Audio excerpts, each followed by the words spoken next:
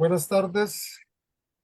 Hoy estamos en la segunda actividad de este ciclo de conferencias, Filosofía, Ciencia y Tecnología, que realizamos el día de hoy, 21 de noviembre, el Día Mundial de la Filosofía, y contamos con la colaboración del doctor Arnoldo Mora Rodríguez, que nos va a ofrecer la conferencia La filosofía y la ciencia en la cultura occidental.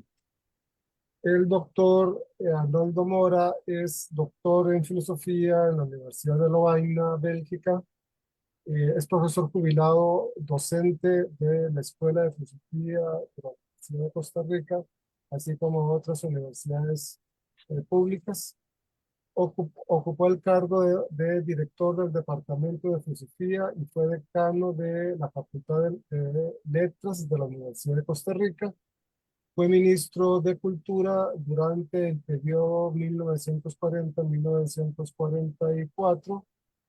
Eh, ha participado en múltiples simposios, congresos, conferencias y demás. Y ha publicado varios textos, artículos y libros. Por ejemplo, destaca el texto Monseñor Romero de 1980, Los orígenes del pensamiento socialista en Costa Rica, 1988, Las fuentes del cristianismo social en Costa Rica, de 1989, Perspectivas filosóficas del hombre, de 1990, Historia del pensamiento costarricense, de 1992, La identidad nacional de la filosofía costarricense, de 1997, y La identidad de nuestra América, de 2001, entre otros textos y múltiples artículos que tiene Arnoldo Mora. Y con esta breve presentación y agradeciendo de antemano, damos la palabra a Arnoldo Mora. Buenas tardes. Quiero hacer una reflexión que sea al mismo tiempo histórica y epistemológica. Partiendo desde el punto de vista histórico de que estamos en el presente y que es desde el presente que asumimos el pasado y nos proyectamos o construimos el futuro. El presente es, como la palabra misma lo dice, la presencia, lo que nos hace tener conciencia. La conciencia es el vivirnos o darnos como presencia. Y esta presencia de la ciencia actualmente no es la del pasado. Vivimos actualmente y parto de esto como marco teórico, como hipótesis mediante la cual podemos de alguna manera ponernos los anteojos para ver el panorama global del desarrollo de la ciencia occidental. No me refiero a otras culturas. Estamos viviendo, entre otras grandes revoluciones, el encuentro de grandes culturas, eh, especialmente el encuentro del este con el oeste, el surgimiento de una cultura como la China, es, y por eso restrinjo mi reflexión a lo que se ha hecho la reflexión filosófica en torno a la ciencia desde el punto de vista de la historia científico-filosófica de la cultura occidental. Arnoldo, ¿puede activar el vídeo, porfa? ¿Cómo? Activar el vídeo. Es que no se le ve. ¿No se me ve? ¿Sí?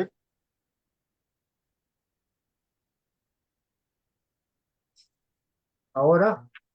Sí, perfecto. Ahora sí. Sí. Ok, perfecto. Entonces, eh, como decía, eh, quiero verla desde el presente en el cual vivimos.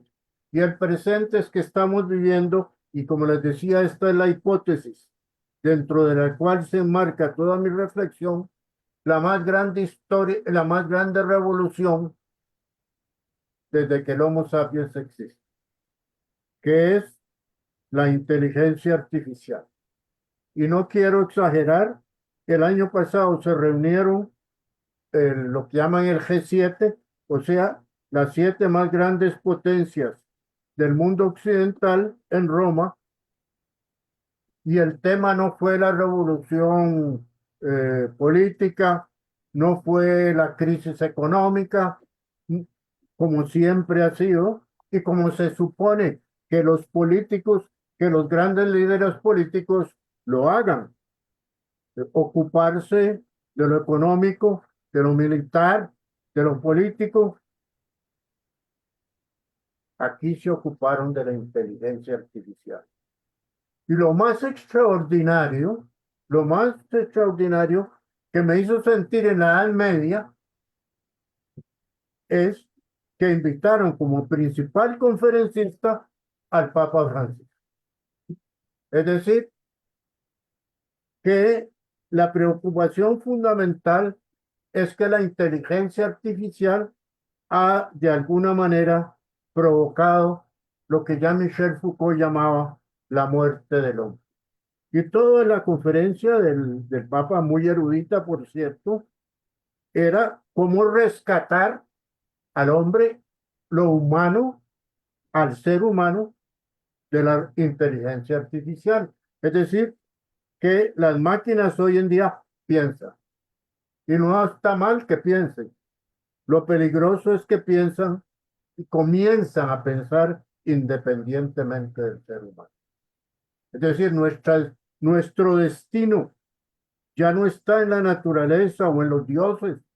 Nuestro destino está en las máquinas pensantes, en los cerebros pensantes. ¿Cómo hemos llegado a eso?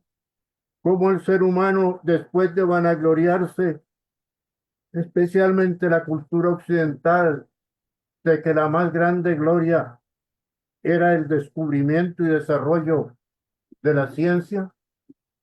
Hoy en día el desarrollo de la ciencia nos aterroriza, no solamente por la construcción de la bomba atómica, como ya lo decía Sartre, que agosto del 45 era el inicio de una nueva concepción de la política, o la destrucción de la naturaleza, como lo advirtió ya desde inicios de los 70 el Club de Roma, sino que es lo que decía Hegel, que el ser humano crea objetos, crea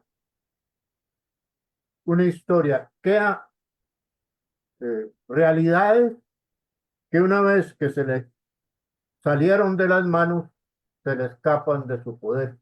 Y entonces lo que fue un acto libre se convierte en un destino en el sentido griego de la palabra.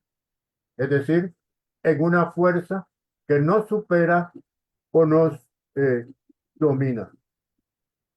Ya lo vemos que los algoritmos actualmente están sustituyendo, qué sé yo, en gran parte a la política.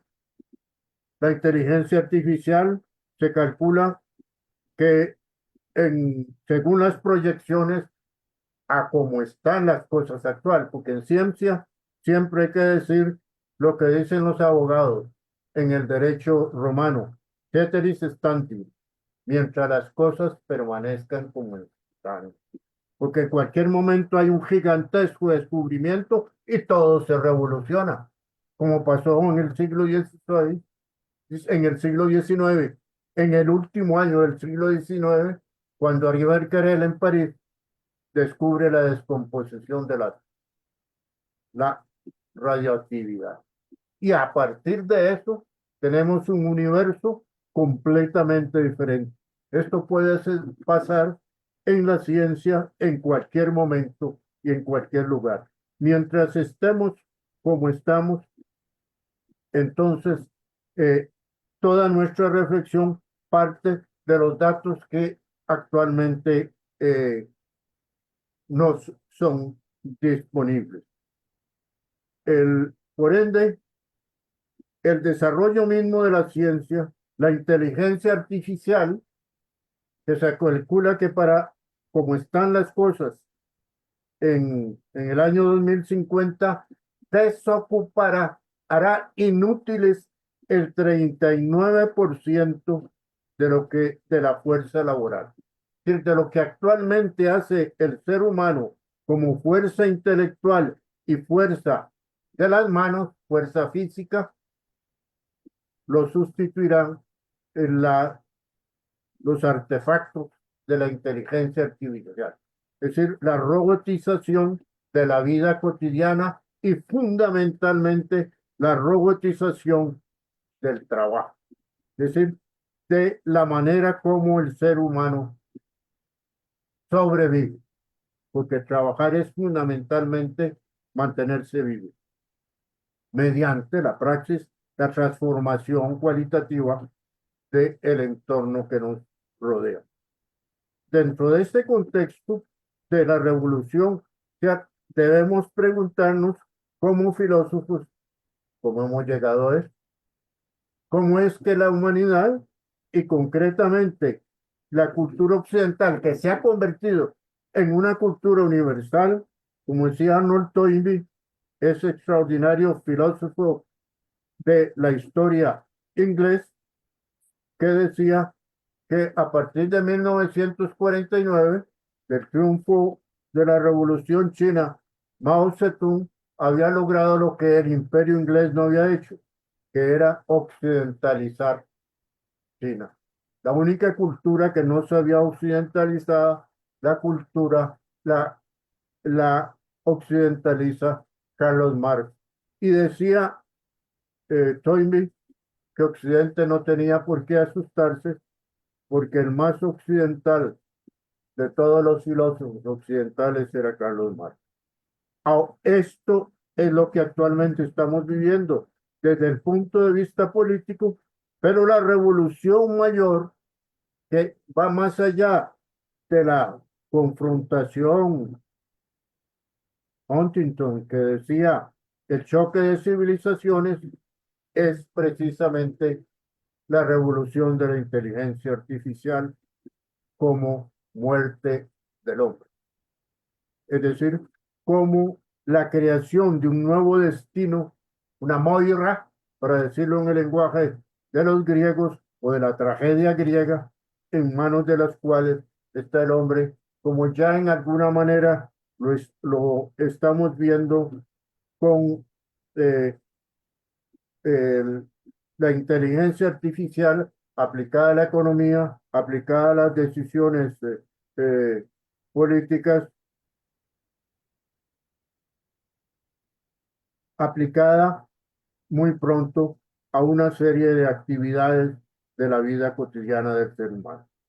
Para eso entonces voy a hacer una reflexión, reconozco que en gran parte inspirada en la filosofía de del lenguaje de Jacques Derrida, que es el que me parece el que toma el último Heidegger, que precisamente se inspira en Nietzsche, y Nietzsche es el que habla primero del superhombre, Übermensch, el superhombre, y que vamos hacia la construcción del superhombre. Aquí, más bien, Nietzsche fue excesivamente optimista al hablar de superhombre. Aquí ahora se habla más bien de la muerte del hombre. Lo que decía Michel Foucault, cuando Nietzsche habla de la muerte de Dios, en realidad lo que está diciendo es la muerte del hombre. Eh, ¿Cómo hemos llegado a esto? ¿Cómo esto representa ya, según los más grandes líderes de la política actual, el mayor desafío para el ser humano es lo que a grandes trazos pretendo hacer, partiendo de que todas las grandes revoluciones, lo que ha construido al ser humano, lo que llamamos el Homo sapiens, provienen de revoluciones en el lenguaje. Ahora, comienzo que entendemos ¿Y cómo hacemos o cómo construimos el lenguaje?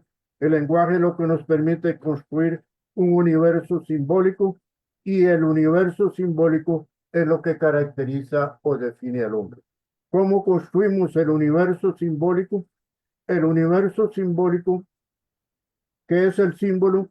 El símbolo es la construcción de un universo, de un mundo humano universal. Es decir, emerge la categoría de lo universal como lo específicamente humano. Como decía Hegel, la verdad está en el todo. Die Wahrheit ist das Ganze ist die Wahrheit. Es decir, ese alcance es lo que se llama la categoría de totalidad, es lo que nos permite construir un universo simbólico. Pero un universo simbólico es fundamentalmente un, no un universo fáctico, sino un universo posible, un universo eh, que hoy en día pues suelen llamar virtual, que es, por ende, vivir en un universo virtual, construir una cultura universal, es representarnos mediante el símbolo un mundo. En alemán, Welt es más bien un mundo de valores, un mundo de significaciones. Esto es el concepto de Heidegger cuando dice que estamos viviendo en la época de las visiones del mundo, de las Weltanschauungen. Es dentro de este contexto, entonces, que nos permitimos definir cómo construye o cómo llega el ser humano a ser el lenguaje, mediante la razón. Por algo los griegos decían que lo característico del ser humano es el logos, es decir, la identificación entre pensamiento y lenguaje. Como prioridad, la idea o el pensamiento, eso es Platón, mientras que Aristóteles parte de una concepción diferente, que es la concepción de la abstracción, los diversos niveles de abstracción. La primera abstracción para Aristóteles era la física, la segunda las matemáticas y la tercera la filosófica o lógica. Hoy en día, partiendo de Duméry, de Derrida, perdón, entonces más bien quitamos la primera, dejamos y la vemos desde el punto de vista del lenguaje formal, es decir, la abstracción gramatical es lo que solemos entender por el lenguaje, lo que estoy yo haciendo ahora, la abstracción matemática o cuantitativa y la abstracción filosófica o lógica, entendiendo por lógica tanto la lógica formal como la lógica dialéctica. Entonces, la humanidad va hacia esas tres etapas. La más grande revolución, entonces, veríamos que es en el siglo XX el salto de la gramática del lenguaje natural a la matemática y por ende a la construcción de universos lingüísticos no naturales. Es decir, un lenguaje que no es producto de la evolución genética del desarrollo del cerebro, sino producto de la creación misma desde el punto de vista del pensamiento, es decir, desde el punto de vista de la construcción de un universo formal, de un universo, por ende, de lo que se llama virtual. Normalmente yo prefiero llamarlo más que formal, un universo de posibilidades, el, lo cual revela que es el desarrollo mismo de la razón humana. Para dar un ejemplo, el animal siente hambre, qué sé yo, el león siente hambre y consciente de su fuerza se lanza sobre su presa. El ser humano toma conciencia de lo que Hegel llamaría la nada, el existencialismo llama también la nada, Tartarra del ser y la nada, es decir, conciencia de sí. Eso es lo que suele llamarse hoy en día existencia. Y esa conciencia de sí es la conciencia de su impotencia. Por ende, necesita construir un universo no natural, que es el universo de la civilización, cuando se convierte en lenguaje de la cultura, que es el universo del utillaje, de las herramientas, que primero en, en antes del neolítico eran las armas, y en el neolítico, con el descubrimiento por parte de la mujer de la agricultura, se convierten en herramientas de trabajo. Este utillaje, este es lo que define el paleolítico, neolítico, pero ¿cómo saltamos al mundo moderno? ¿Cómo saltamos al mundo de la historia? ¿Qué es la historia? La historia es la conciencia que queda en documentos, es decir, supone la creación de la escritura. Y eso es absolutamente reciente. El texto más antiguo de que disponemos ahora es un ladrillo cuneiforme del año 3800 antes de nuestra era. Es decir, que más o menos 4000 hacia atrás se inventó la escritura. La escritura es lo que revoluciona todo. ¿Cómo surge o cómo se da la escritura? La escritura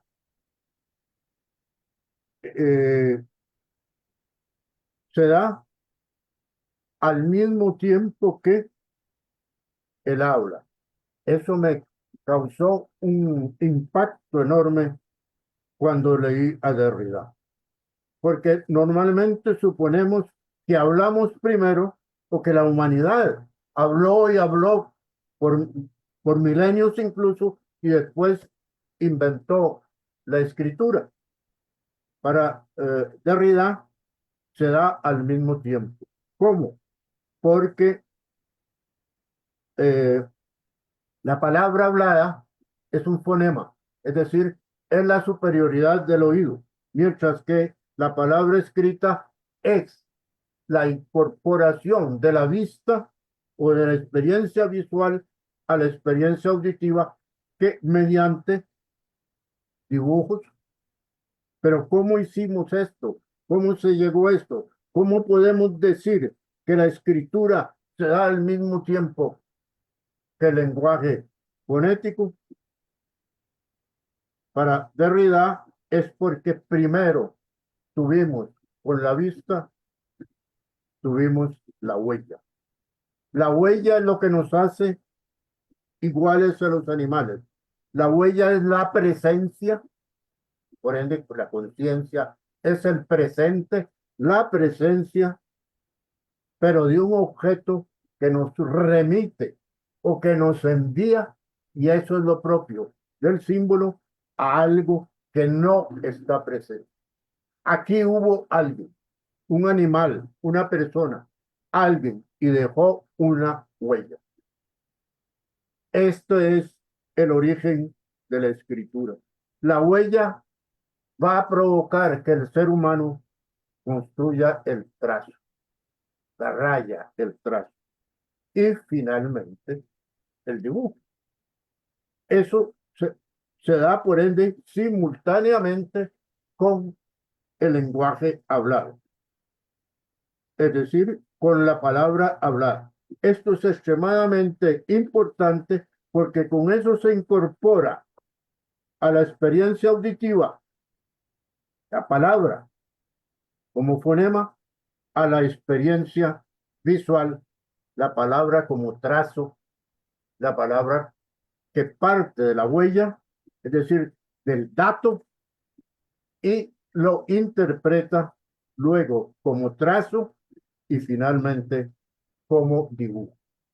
La escritura, cuando se unen y donde se unen ambas cosas para tener entonces el trazo o el dibujo con el fonema, con la palabra hablada, la tenemos fundamentalmente en cuando se incorpora o se introduce, irrumpe, Heidegger diría acontecimiento, cuya característica es un evento dentro del cual estamos insertos y por lo cual somos igualmente partícipes. Es decir, no lo podemos contemplar, sino que somos protagonistas, como en una obra de teatro, somos protagonistas y a eso es lo que se le llama evento. Cuando el dibujo se convierte en un evento, es decir, irrumpe de una manera intempestiva y de sorpresiva, entonces irrumpe la categoría de tiempo. El espacio deja de ser únicamente lo retratado, lo grabado, para convertirse en un acontecimiento. Y eso lo llamamos texto. Eso es escritura. Tres grandes civilizaciones que han desarrollado la escritura que es el jeroglífico que desarrollan los egipcios, la escritura, es decir, que es todavía dibujos, lo que hoy diríamos dibujos animados, y la escritura ideográfica de los chinos, es decir, es una escritura conceptual, y finalmente la escritura cuneiforme de donde viene el mundo occidental. Este, el, el otro salto cualitativo es cuando la tecnología moderna se incorpora al lenguaje y convierte el lenguaje escrito en el instrumento por excelencia, no solamente desde el punto de vista de la inteligencia o de transmisión del conocimiento a la distancia, es decir, cuando el tiempo es superado, y eso es el invento de Gutenberg, la imprenta.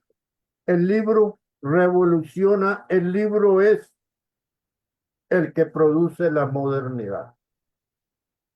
Es cierto, el, los, la universidad, la ciudad de Florencia, Italia, es la nueva Atenas, es allí donde nace todo el Renacimiento, eh, se supera el latín y nacen las lenguas vernáculas con Dante Alighieri. Eh, tenemos a Maquiavelo, que crea la filosofía política en el mundo moderno, diciendo que la política de Occidente no viene de los griegos, sino de Roma. Y finalmente Lutero, que divide el mundo occidental en dos y crea la nueva versión del cristianismo. No el cristianismo medieval, sino el cristianismo que va a ser base del capitalismo, el, eh, el cristianismo producto y resultado de la reforma protestante, eh, que es el que va a dominar con las potencias eh, germánicas y sobre todo anglosajonas hasta inicios de este siglo, hasta el año 2008, en que ya con la crisis económica China emerge como una potencia igual que los Estados Unidos. Es dentro de este contexto, entonces, y precisamente no es ninguna casualidad que Martín Lutero haya rechazado toda enseñanza, digamos, toda, eh, incluso la salvación del ser humano de la estructura eclesiástica y la ha puesto en manos de un libro, la Biblia. Es la divinización del libro mediante, por supuesto, la religión. Este contexto va a ser cuestionado cuando surja el, la idea que ya fue esbozada por Blas Pascal, la creación, porque Pascal fue el primero que creó una máquina pensante, una calculadora, al ver que su padre tenía que cobrar impuestos y le daba tarde la noche con una candela, sumando y restando, dice, "No, pero ¿por qué no puede una máquina hacer eso?" Y la primera calculadora, el primer esbozo de calculadora fue de Blas Pascal. Esto es lo que comienza a desarrollarse en la segunda mitad del siglo XX con la computadora que nos está permitiendo ahora comunicarnos a nosotros más allá de todo, sí, que yo puedo dar una clase o una conferencia desde mi escritorio, desde mi casa, etcétera. Pues esto comienza a desarrollarse en la segunda mitad del siglo XX y así tenemos la revolución de la inteligencia artificial. Para esto, para comprender lo que esto significa, tenemos que hacer un esbozo general, un esbozo eh, muy, muy general de lo de antropología epistemológica.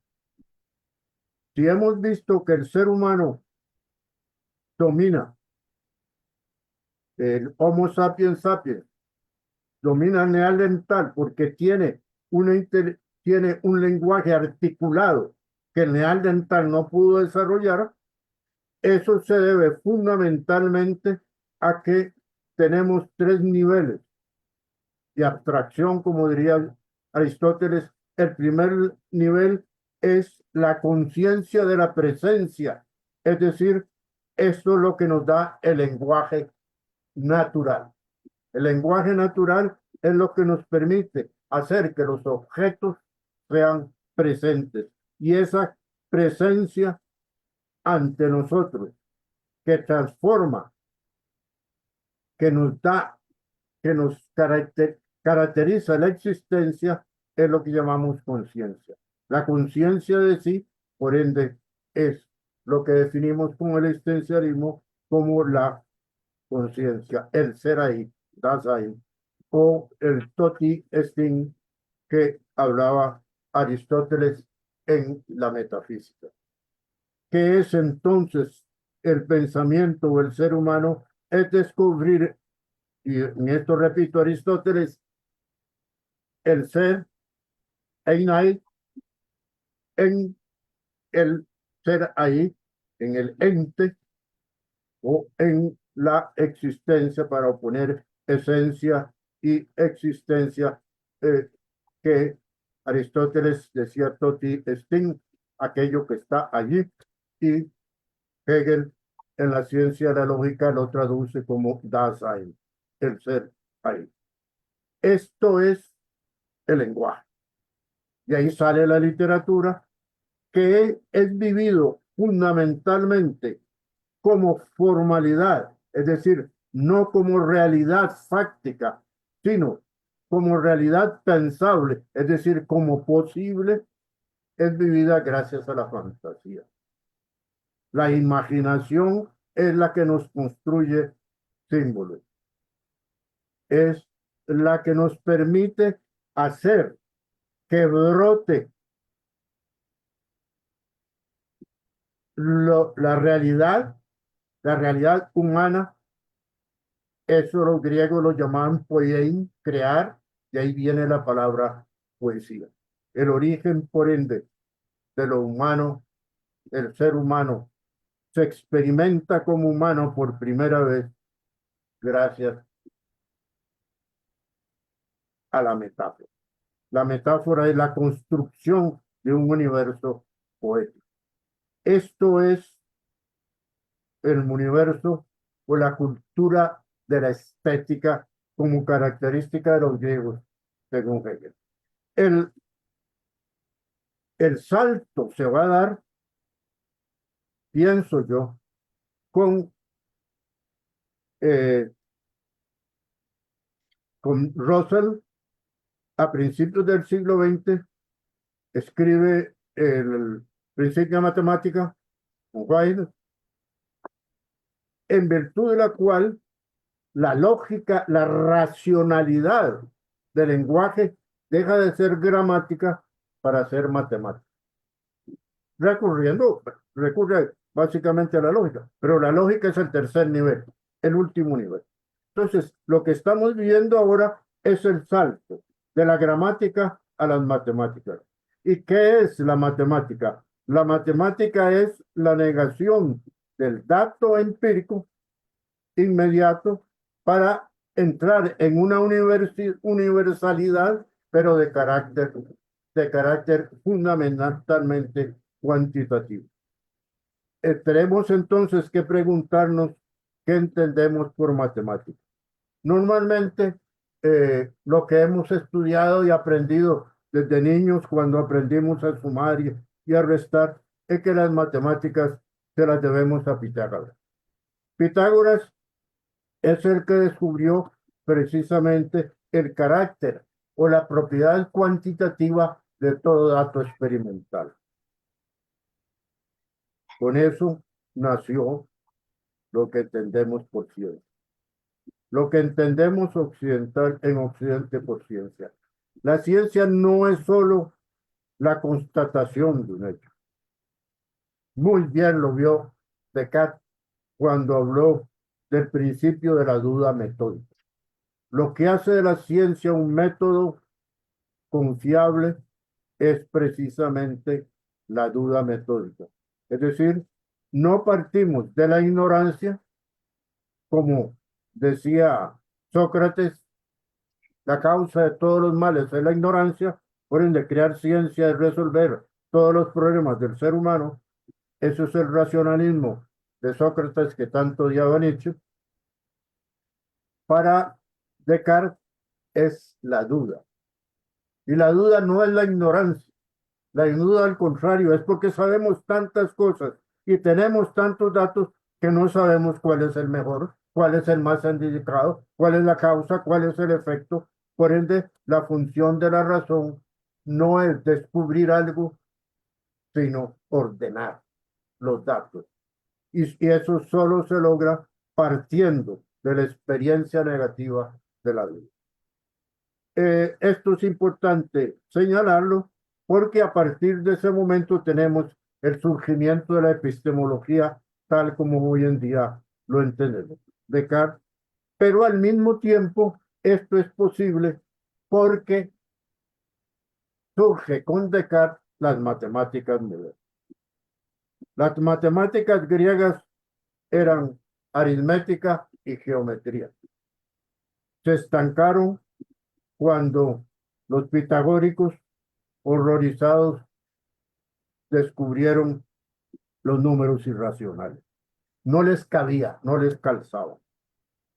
Sin embargo, la geometría logra ser mucho más desarrollada en la primera universidad, proto-universidad, como dirían en alemán, o Ford, la primera universidad que es la Biblioteca de Alejandría. Es ahí donde se sistematiza las matemáticas antiguas en la geometría. Esto da un salto en el siglo XVII con el surgimiento de una concepción de las matemáticas que no es occidental, que proviene de los griegos, que proviene de la India en primer lugar, porque los griegos rechazaron la nada, lo, lo, lo impensable, el concepto de infinito que viene de origen judeocristiano, mientras que aquí surge una concepción diferente, introduciendo, uniendo el lenguaje a el número, y con eso Descartes crea la geometría analítica y nace la filosofía, nace las matemáticas modernas.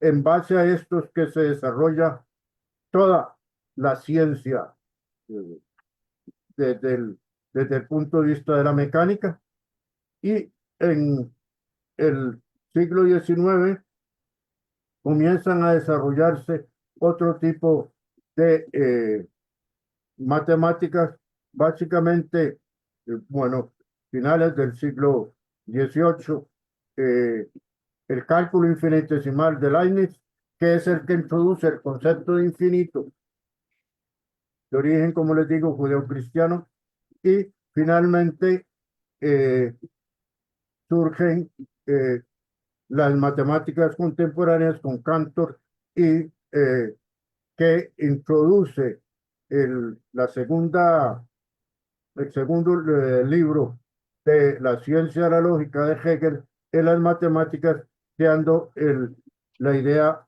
de la teoría de conjuntos. Esto es lo que nos permite esta base, entonces llegar hasta lo que hoy en día constituye la gran revolución actual, que es la construcción de un universo no matemático, no físico, no de datos, sino de eh, operaciones. ¿Verdad? Ladrier, quien va a decir que hoy en día la matemáticas no es eh, lo cuantitativo, sino la capacidad de realizar operaciones. Esto es lo que constituye la capacidad de realizar operaciones, lo que define a la inteligencia artificial, al robot hoy en día. Es la creación, por ende, de un universo formal, es decir, de un universo desde el punto de vista de lo pensable más que de lo real, y que encuentra su base científica en, en, en la física cuántica. O sea, la constante H es un número, no es una cosa, no es un dato experimental, es un número. Tenemos entonces una concepción ciertamente atomística, es decir, no un universo, una, una concepción de la globalidad, sino de los datos, de lo infinitamente pequeño, el concepto de infinito de Leibniz, infinito es tan grande como se quiera, o tan pequeño como se quiera. ¿Sí? Es una cantidad que es absolutamente abierta. Así tenemos una definición o un concepto de razón, que es el que, partiendo de la dialéctica trascendental, que es la parte para mí más importante de la crítica de la razón pura de Kant, y que retoma Heidegger cuando dice en nuestro tiempo, la razón no es la capacidad de afirmar, sino la capacidad de interrogar. Vivimos, por ende, en un universo formal, es decir, en un universo donde las preguntas no tienen respuesta, o las respuestas engendran preguntas mucho mayores que la respuesta misma. Eso es la dialéctica trascendental de Kant. Claro, Kant recurría después, para solucionar los problemas de la metafísica tradicional, a la voluntad, un acto de adhesión y a la ética, pero eso es el pensamiento ilustrado, la Aufklärung de la época. Hoy en día, sin esta concepción metafísica, es el fin de la metafísica, como decía Heidegger. Lo que queda es un ser humano expuesto, un ser humano abierto, somos enteramente libres porque somos enteramente dependientes, donde las preguntas que nos formulamos solo reciben como respuestas parciales. Las preguntas son infinitas, las respuestas son finitas, porque el hombre es finito. Es dentro de este contexto que ha llegado o ha culminado la ciencia surgida con los griegos, con Pitágoras, más que con la escuela única, hasta nuestros días. La ciencia, sin embargo, no debe verse solo desde el punto de vista de la ciencia formal o teórica.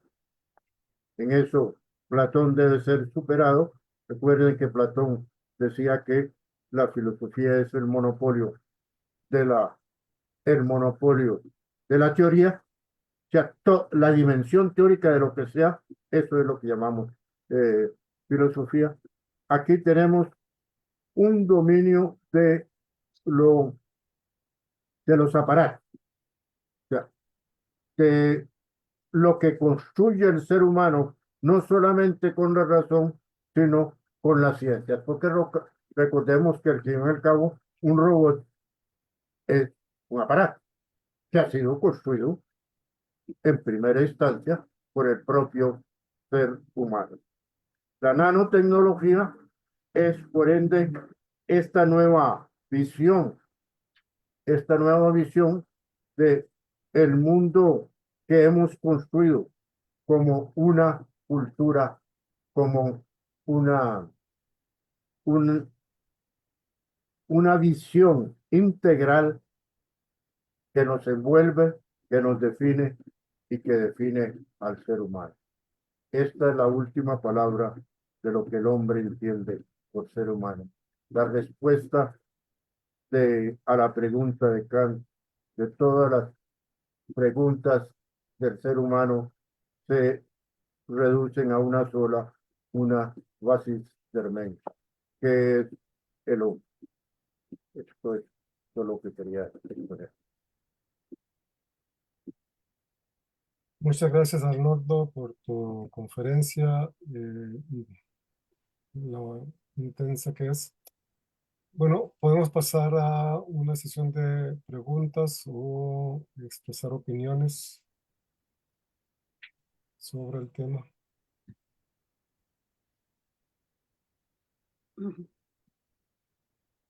Luis, Bueno, difícil saber por dónde empezar, dado la gran cantidad de sugerencias, ideas y demás de la conferencia.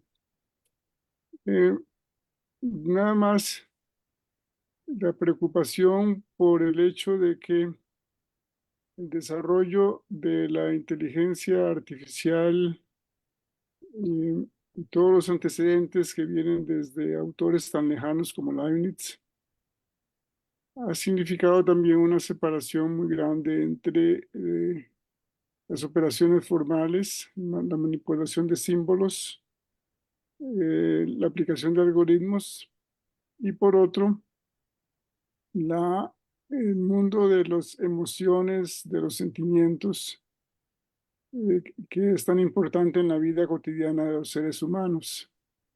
El autor que señaló este punto es Dreyfus en su famoso libro Lo que las computadoras no pueden hacer. Y había señalado él que aunque un robot tendría que aprender a andar en bicicleta siguiendo algoritmos, en cambio los seres humanos no aprendemos a andar en bicicleta siguiendo algoritmos, sino por otro procedimiento que difícilmente se formaliza y que si tratáramos de aprender a andar en bicicleta siguiendo algoritmos, probablemente nunca aprenderíamos, porque el interjuego, el juego entre sentimientos, emociones e ideas es constante en los seres humanos, pero no así en las máquinas. Esa es una primera pregunta. La segunda tiene que ver con Aristóteles, las tres condiciones famosas que establece Aristóteles para el conocimiento, que aparecen en la analítica posterior, en el libro primero, capítulo segundo, muy al comienzo del capítulo, donde Aristóteles dice, decimos que conocemos un hecho en cuanto diferente a la opinión que tienen los sofistas, cuando conocemos la causa del hecho, que esta causa no puede ser, que esta es la causa del hecho, no de otro, y que no puede ser de otra manera. La tercera condición, la apodíctica, ha sido rechazada en las visiones actuales de la ciencia y sin embargo se reivindica en la tecnología. Un avión vuela cuando todas sus partes funcionan y no puede ser de otra manera. Las discusiones sobre la ciencia teórica quedan fuera de terreno, fuera del campo, cuando lo que introducimos es la tecnología basada en la ciencia, que parece haber reivindicado algunas de las ideas aristotélicas sobre la necesidad física y no solamente lógica. Muchas gracias. Gracias, Luis. No, son dos preguntas. Eh, en cuanto a, a la primera, que una de las grandes revoluciones que actualmente tenemos es que el concepto mismo tradicional de ciencia ha cambiado radicalmente con el surgimiento de un universo predominantemente tecnológico. Lo estamos viendo en la campaña pasada para elegir rector, por cierto, se sacó de una manera tangencial, lástima, pero es fundamental cómo ahora, más que la ciencia pura, lo que se busca es la ciencia como construcción de aparatos. Que la tecnología está predominando. Cuando en la tradición griega primero se nos da la teoría, luego la aplicación de la teoría y finalmente la construcción del aparato. Aunque ya en la Biblioteca de Alejandría se inventó eso que llamamos hoy ingeniero. El ingeniero es producto de la Biblioteca de Alejandría. Eh, el ingeniero precisamente es aquel que ve la ciencia en función de la tecnología, en la función del aparato, en la función de construir. Y yo diría que el error fundamental del pensamiento tradicional es que toda diferencia se convierte en divergencia, en vez de ser complemento, complementariedad.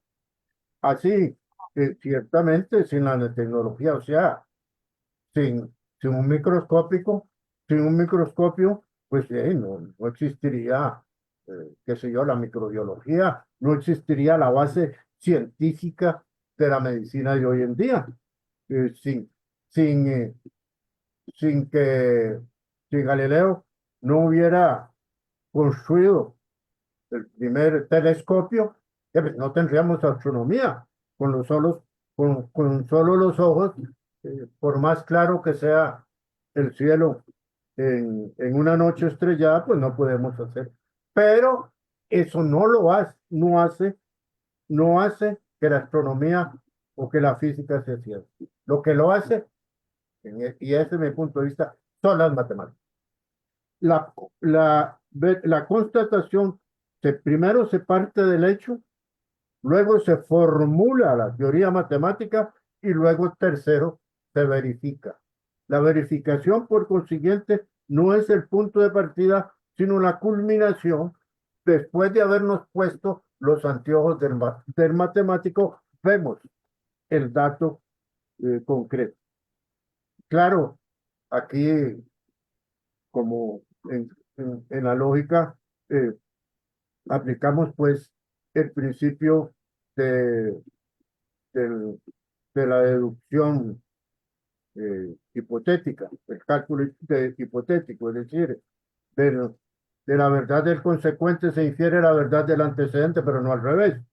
Eso es el principio fundamental de la base o del requerimiento del dato como verificación de la teoría. Pero la teoría que nos da la matemática es fundamental para vernos desde el punto de vista de lo posible y no desde el punto de vista de lo fáctico. Es decir, lo posible es lo que hace racional el dato y el dato es lo que hace realidad lo posible, puesto que lo posible es infinito y el dato es finito. En cuanto a Aristóteles, bueno, tenemos que verlo desde el punto de vista de las causas, que son cuatro. Aitia, que él llamaba causa en griego. Las causas son, como bien sabemos, son cuatro, dos causas inmanentes y dos causas exteriores. La causa inmanente es, ¿cómo se llama? La materia y la forma, que es lo que constituye lo que se llama después la esencia de algo, que es algo. Algo es la unión de la materia y de la forma. La materia en Aristóteles es formalidad, es posibilidad pura. La forma es lo que le da existencia concreta. La materia es lo posible indefinidamente, porque los griegos no tenían el concepto de infinito. El segundo, y las causas externas son la causa finalidad y la causalidad. Muy interesante verlo desde el punto de vista de la conciencia. Si partimos que la conciencia es el presente es la presencia. O sea, vivir o existir como ser humanos es tener la presencia, que lo presente esté delante de nosotros.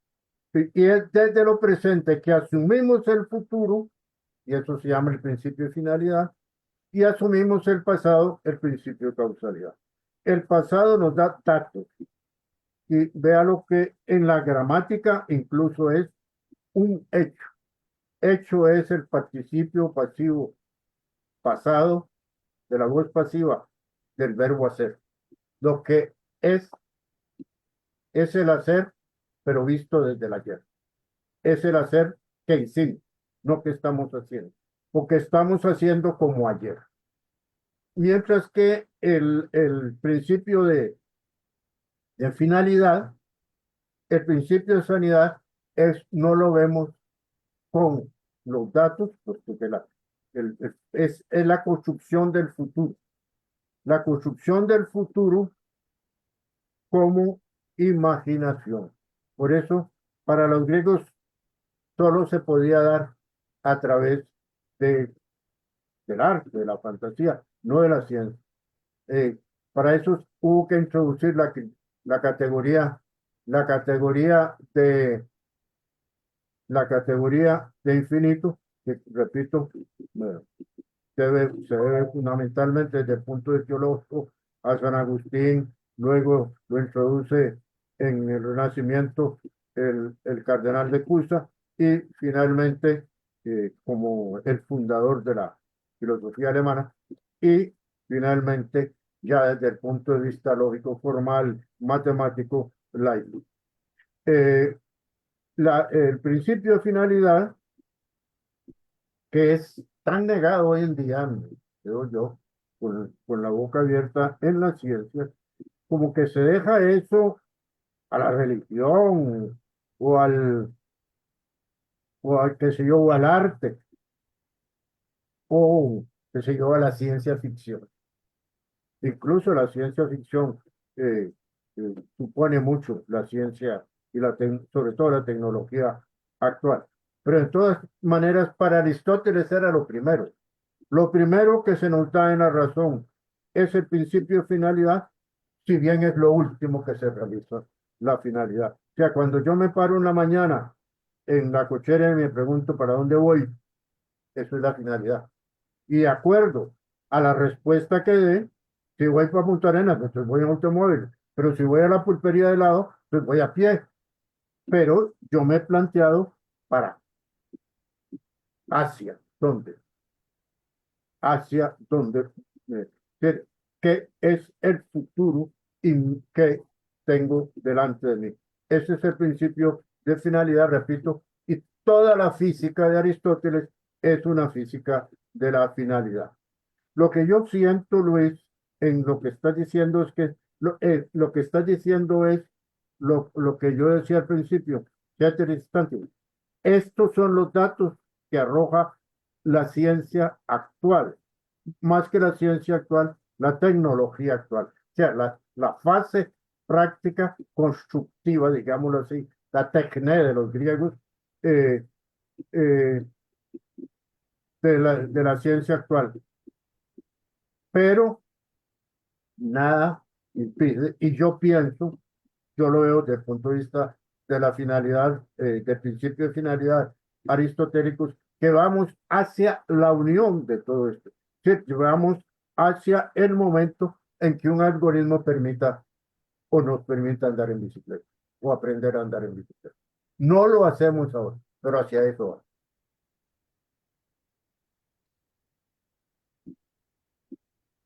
Ok. Bueno, sí, eso sería como la Matrix Revolution, cuando, eh, cuando Maduro, Álvaro, ajá. Maduro, Ese sería como la Matrix Revolution, cuando Trinity pide que le carguen un programa y aprenda a andar en un helicóptero. No sé si eso podrá ser así, pero bueno, es interesante.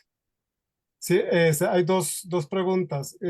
Muchas gracias por la conferencia, don Arnoldo. La IA no implica actos libres, sin embargo, genera destinos en el tanto que ordenan datos, pero sin ser confiable. Es el nuevo rol del filósofo validar.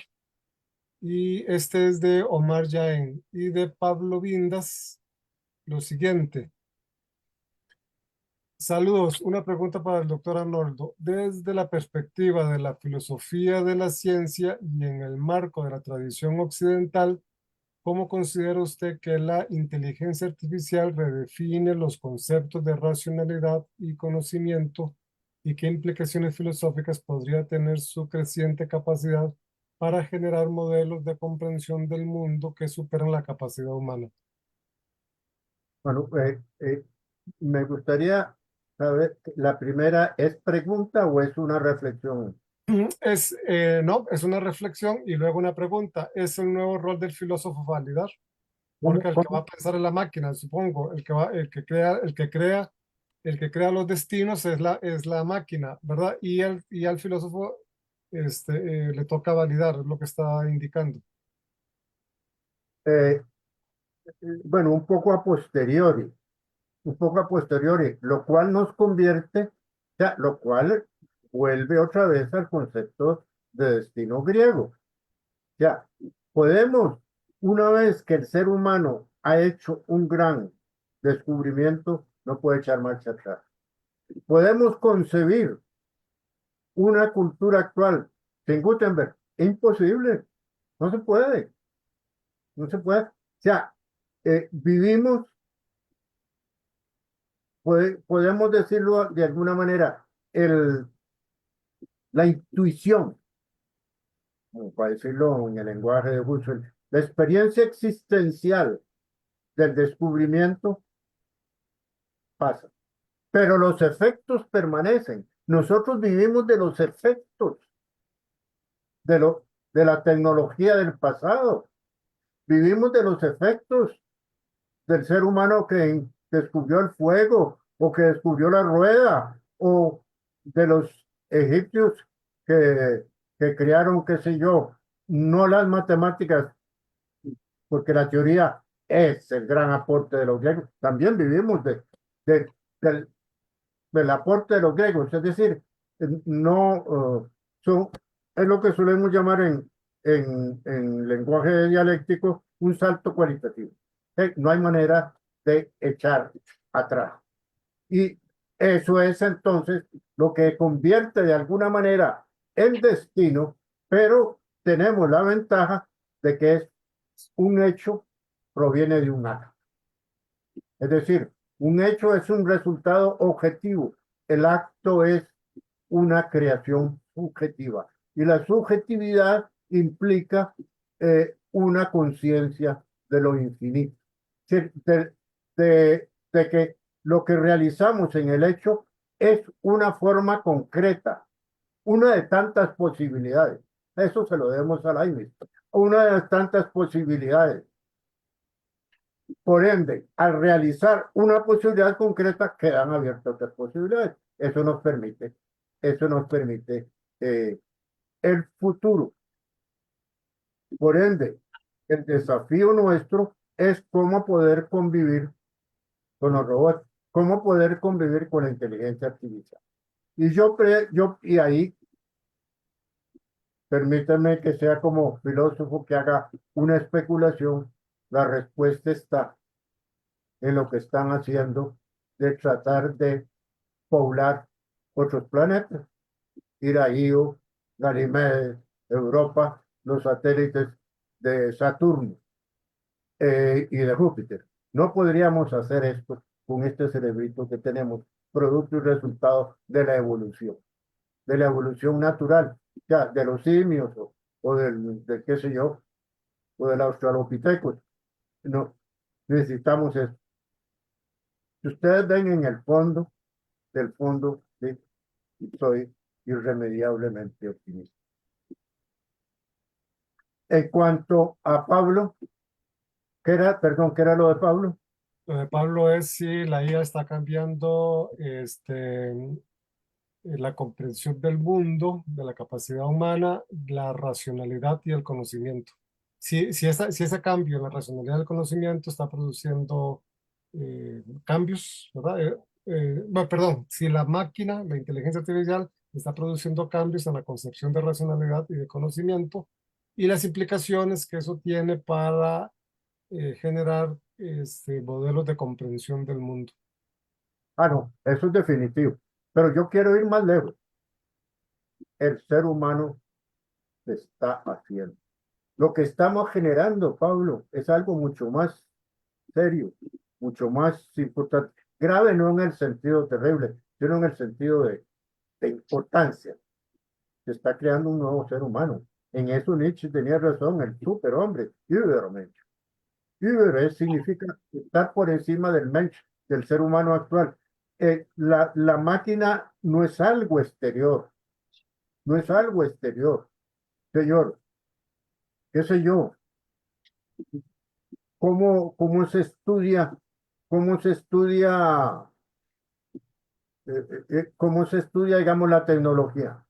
Una cosa tan elemental, estuve leyendo, probablemente ustedes también, una cosa tan sencilla como la aguja. El invento de la aguja permitió crear la ropa y eso nos permitió entonces poder soportar inviernos, veranos, poder soportar un montón de cosas que simplemente con el pellejo de los animales no lo podíamos hacer. Es decir, la tecnología nos está permanentemente cambiando. El ser humano no es un dato, es un proyecto.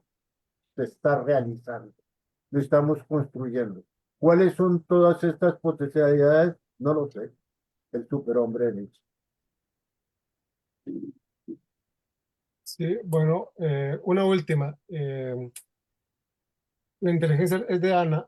¿La inteligencia artificial podrá cambiar la concepción del método científico? Totalmente, totalmente. Y lo está cambiando. Por eso dije, por eso comencé con eso. Desde el punto de vista, digamos, didáctico, lo hice como una motivación. O sea, no se trata aquí de hacer erudición, dar datos y datos y datos. Eso es erudición. Eso lo hace Google mejor que nosotros. Este, el, Se trata, una motivación, se trata de que estamos involucrados. Es en lo que Heidegger llama acontecimiento. Acontecimiento es lo que podríamos llamar una puesta en escena del teatro. Pero nada más que los actores de esa obra de teatro no son los que están delante de nosotros, somos nosotros mismos. Nosotros somos protagonistas. Estamos viviendo una transformación, como les decía, la más grande revolución desde que el Homo sapiens existe. Desde que el Homo sapiens hace 30.000 años derrotó para siempre al Neandertal. Y eso se debe fundamentalmente en un origen, primero fundamental, en la construcción de un lenguaje. Un lenguaje, esto lo dice el último Heidegger, un lenguaje es la creación de una especie de panorama, de una pantalla. Pero si nosotros actuamos, por ejemplo, no en, vemos la vida como un teatro, Calderón de la Barca, vemos la vida como un teatro, es decir, en el cual nosotros actuar, el actuar no es simplemente una máscara y me quité la máscara o me quité la ropa y ya soy persona, ya no soy persona. No, es que somos personaje y persona al mismo tiempo. Eso es lo que construye o constituye lo que podríamos llamar el universo de la cultura. Eso es una cultura. La cultura es que la persona y el personaje se identifican. Bueno, muchas gracias. Vamos a dar por terminada esta conferencia. De nuevo le reiteramos las gracias a Arnoldo Mora por su participación y con esto cerramos este ciclo de conferencias. Bueno, no cerramos porque me falta una conferencia, la mía, que hubo que cambiar de fecha porque había otras actividades y no sé cuándo la podré realizar, pero ahí les estaré avisando cuándo sería. Bueno, que tengan buenas noches. Muchas gracias a todas las personas que participaron en la sala y nos siguieron por Facebook. Buenas noches a todos.